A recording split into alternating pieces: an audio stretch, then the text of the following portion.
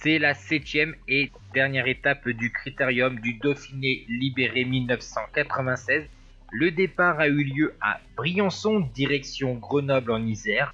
174 km avec de belles ascensions au programme de cette dernière journée de course, avec tout d'abord l'ascension du col du Lautaret, le versant de Briançon, long de 27 km à 3% de moyenne, donc c'est un énorme faux plat montant où 6 coureurs vont constituer l'échappée de cette début d'étape, avec Udo Bols, Undermark pour la formation Télécom, Gualdi, Cuesta, Laurent Madouas, deuxième de l'étape de la veille battu par Miguel Indurain, et Thierry Bourguignon.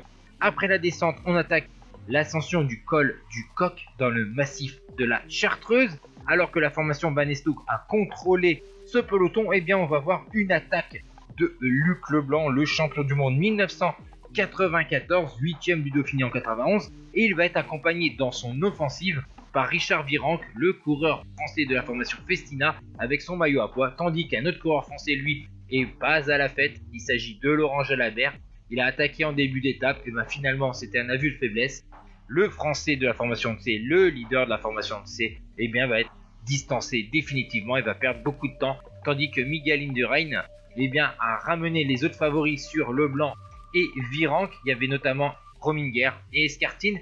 Par la suite, on va voir Stéphanolo revenir sur ce groupe de costauds, et donc vous voyez ce joli groupe: Virenque, Rominger, Leblanc, Eulot, Indurain. Dis donc très bien entouré Stéphanolo, tandis que l'échappée a perdu quasiment tous ses membres sauf Udo Bols. Vous voyez donc ce groupe avec donc Udo Bols avec son maillot de champion d'Allemagne. Dans la descente vers Grenoble, Miguel Indurain va connaître une crevaison de la roue arrière.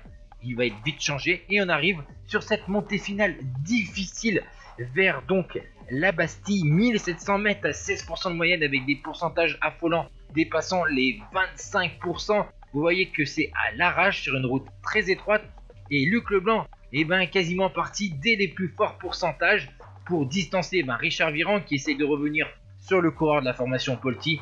Mais Luc Leblanc adore ce type de finale très punchy. D'ailleurs, Virenque a du mal sur ses derniers mètres puisqu'il va être repris à l'amorce du dernier kilomètre par Tony Rominger. Comme la veille, Rominger gère ses efforts et revient petit à petit dans la bagarre pour la victoire d'étape. Il avait échoué à 20 secondes la veille. Et bien là, il va essayer de revenir sur Luc Leblanc. Et non, Luc Leblanc décroche son 3e succès d'étape sur le Dauphiné après la 5e étape en 90 et la 2e en 92. Il devance Tony Rominger et Fernando Escartine.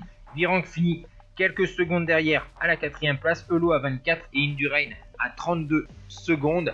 Tandis que Chris Borman lui aussi est revenu dans le bas de la descente sur Grenoble avec Gilles Bouvard. Et donc, c'est la suite du top 10 du classement de l'étape. Et au classement général final, Indurain s'impose avec une 21 sur Rominger et une 32 sur Richard Virenque à quelques semaines. Tour de France 1996 où Miguel Indurain visait alors une 6e victoire consécutive.